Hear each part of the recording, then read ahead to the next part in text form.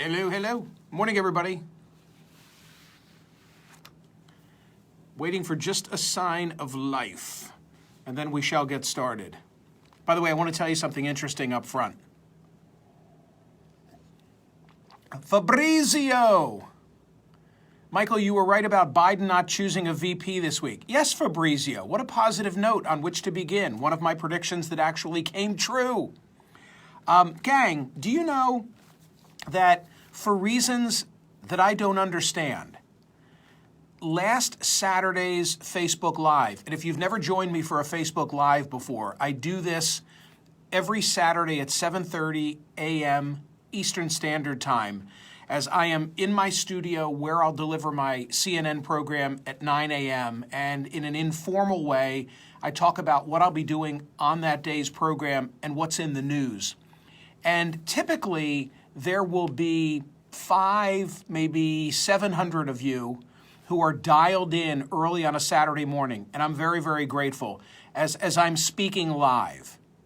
And then by the time that I'm on the air at 9 a.m. on CNN, the number is usually a couple thousand who have watched these exchanges. And then it grows throughout the course of the weekend, but never like it did last Saturday. Last Saturday's Facebook Live conversation has been viewed in 1 week's time by more than 60,000 people. And I have no idea why. I have no idea why. I really don't know.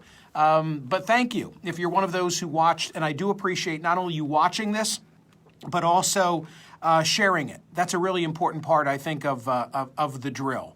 So did you see the headline that I placed on this commentary, or it's not even a commentary, this conversation? I said, here's why the 2020 election represents the perfect storm. I want to read to you a paragraph that I'm going to share at the outset of my program today on CNN, which is the best summation of Election Day in America that I've ever read.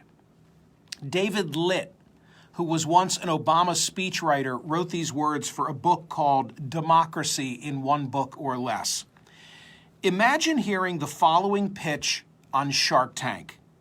A nationwide mega chain with no corporate headquarters and no CEO.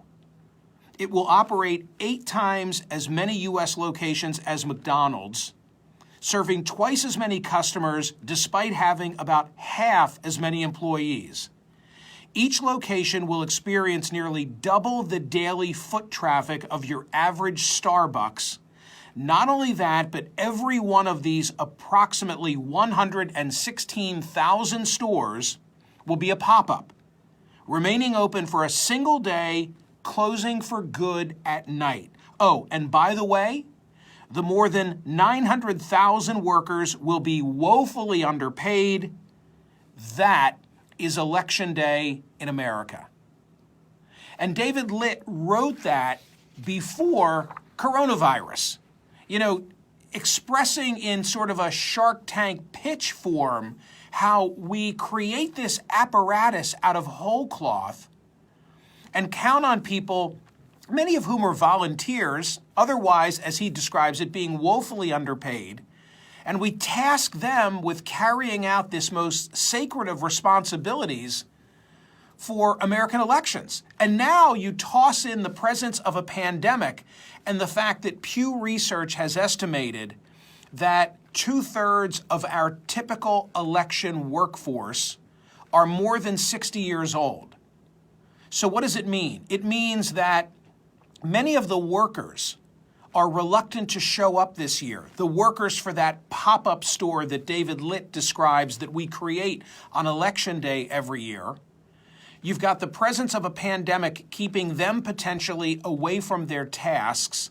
You've also got an unprecedented number of Americans who will vote through mail-in balloting this year because of the pandemic or because of ease.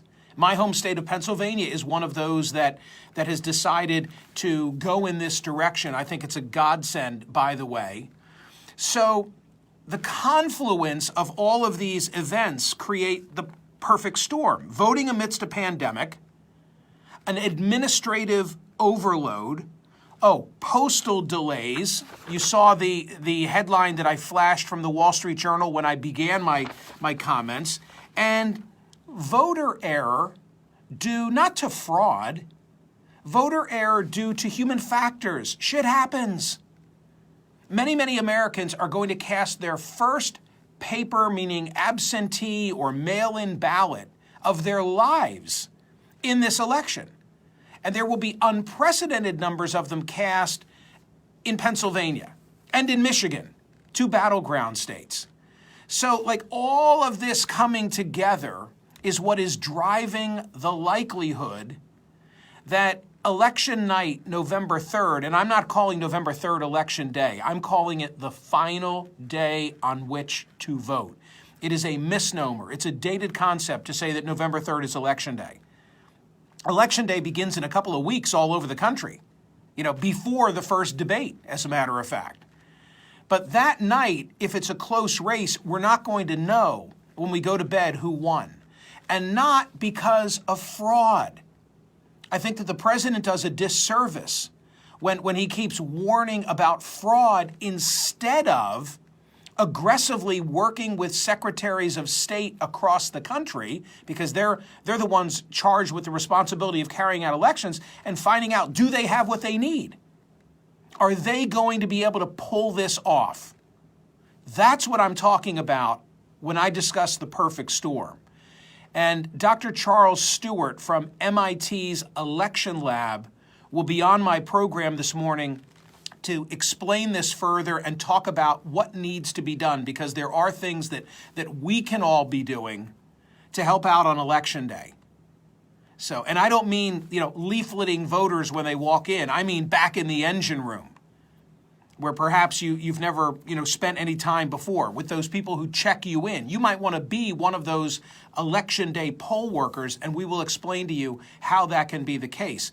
The Wall Street Journal editorial, An Autopsy of New York's Mail-in Vote Mess, sums this up beautifully at the end. Here's what they say. The national debate over mass mail voting proceeds like 2 postcards passing in the night. President Trump uses the word fraud.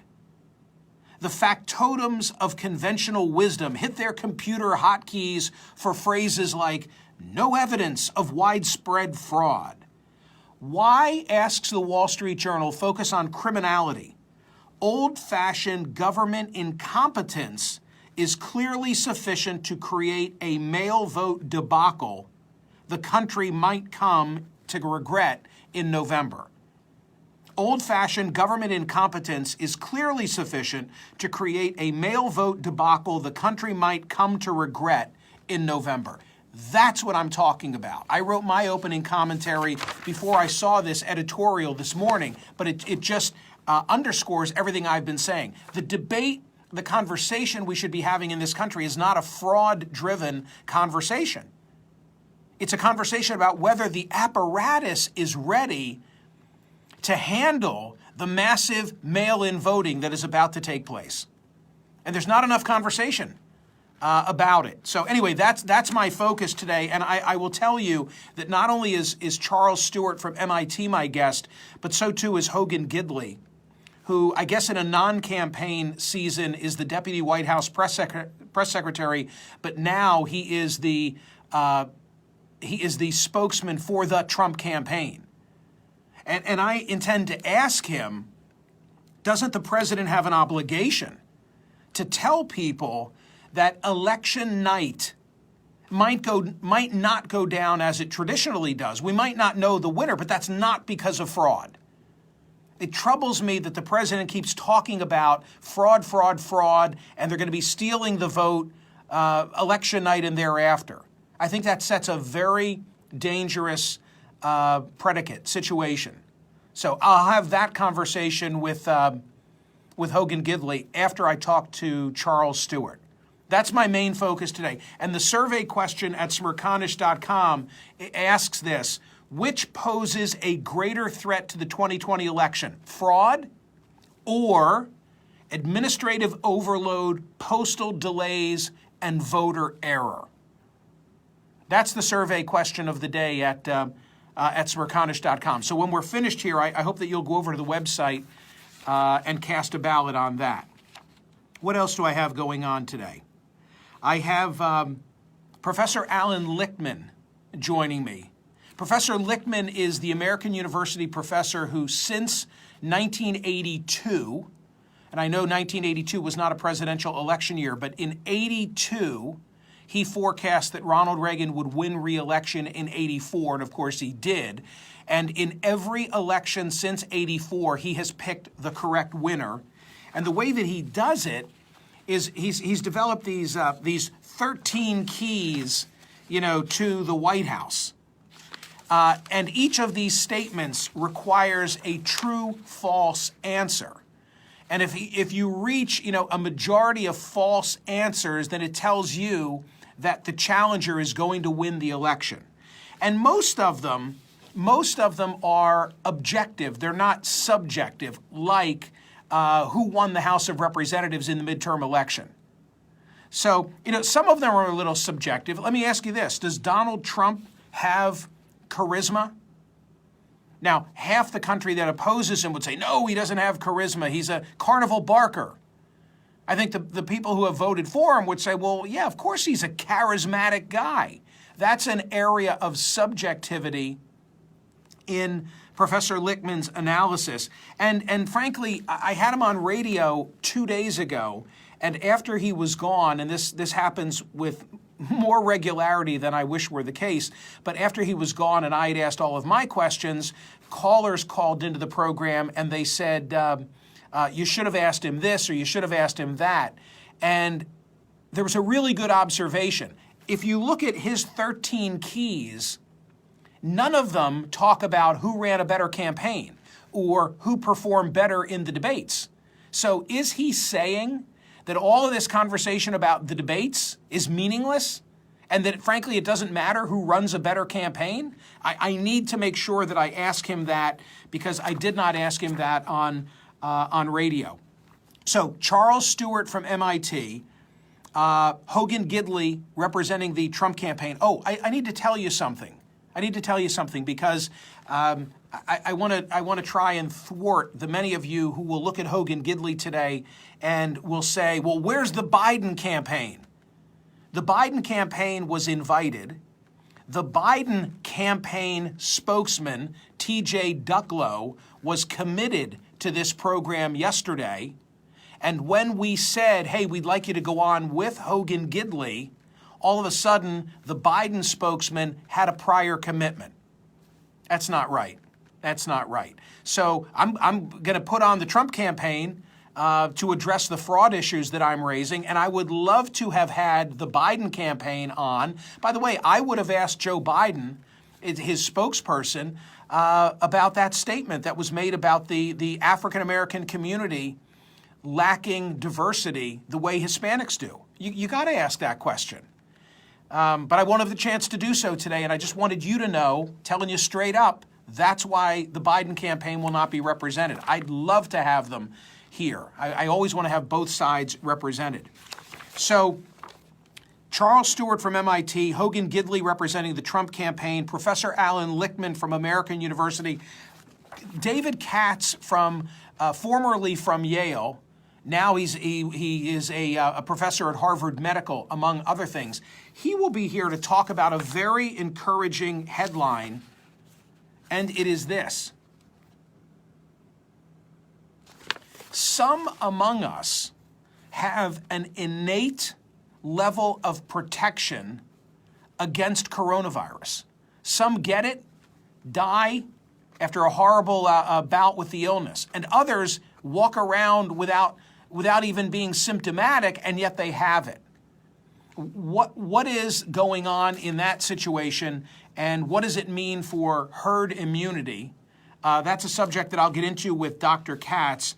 And then arguably the most enjoyable subject of the day. This is really, really interesting. Anybody remember South Harmon Institute of Technology? Think about the acronym, by the way. South Harmon. I know it's Saturday morning and it's early. Just give me a thumbs up if anybody remembers the South Harmon Institute of Technology. I'm about to reveal my sophomoric tastes in movies. Yeah, I'm seeing some thumbs up and I'm seeing some hearts. The movie Accepted, right? When they formed their own university. Listen to this concept. Two recent Princeton graduates are creating, I'll describe it as a university experience. They are calling it the U Experience. They have commandeered a hotel in Arkansas and a hotel in Hawaii, which probably wasn't difficult to do because the virus has made a lot of hotels, they're being mothballed, people aren't traveling and so forth. And what they've said to themselves is that this fall, the vast majority of American college students, tens of thousands of American college students, are going to be in their family rec room and taking courses online. So what they've done is they've created at these hotels what they describe as the U Experience, where you pay them the room and board you would have paid to your school, and now you go and you hang out with similarly situated students. I think it's 150 in each location, which makes me think of the South Harmon Institute of Technology. It is a reality show waiting to happen. And I'm sure that the people who are most excited about this are parents. Now, it's not cheap. It's 12 grand in Arkansas, 15 grand in Hawaii. But you can rationalize it, I guess, as, hey, you're still paying tuition.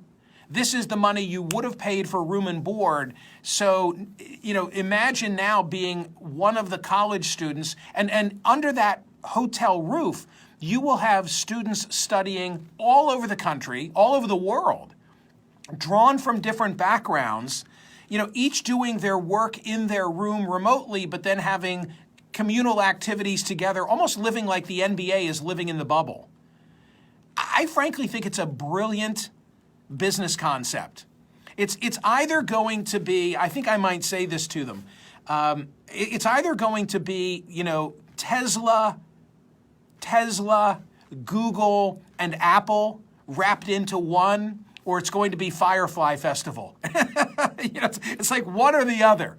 150 college students living together in a hotel. What could possibly go wrong? Anyway, that's my program today. That is my program today. So I am really, really worried about the perfect storm of all of these events coming together, driven largely by a pandemic and jeopardizing our ability to have an orderly election. Oh, and by the way, I haven't said anything about the Russians or the Chinese. So, factor that into the mix and who the hell knows what we've got coming. We need to be prepared. I don't see any signs that the White House is trying to get its arms wrapped around this. Instead, I see them just trying to perpetuate the situation. So, that's it, gang. That is where I'm headed today. Jeanette Bourne Chang. Hello, Jeanette. Thank you for that compliment. That's awfully nice. Thank you. Hey, by the way, gang, I'm the CNN special that aired almost a month ago was 43 minutes of a 1 hour and 50-minute presentation. I'm really optimistic, fingers crossed, that the entire presentation, things I wish I knew before I started talking, will soon be available, early fall, via iTunes and Amazon Digital and maybe on a streaming service. So I'm really psyched about that. Really psyched about that. Hello, Russ Robinson. Kathy Peebles-Finney, Nick Tafaro. Hard for me to keep up. These things are scrolling by so quickly. Sean Nichols is there. Hello, Sean. Thank you for being tuned in. A cat blank hurricane on November 3rd hits the East Coast. Yeah, what if that happens too, right? Penny Parker disagrees with me on something. Sorry, Penny. It's just flying by too quickly. Fabrizio and Dwayne McDonald. All right, gang, I need to get back to work. I apologize for having to cut this short. Actually, it's not so short. Share my concern. If you share my concern about the perfect storm as I laid it out at the beginning of this Facebook Live, then share this video with a friend, okay? So that the word goes out and so that people realize all the elements are there for a blank show on the night of November 3rd, and we don't want that. Whoever you're for, we want to have an orderly transition of power. You know what I'm trying to say. All right, have a great day. Thank you. Go vote at Smerconish.com. Which poses a greater threat to the 2020 election? Fraud or administrative overload, postal delays, and voter error? I'll see you at 9 a.m. Thank you.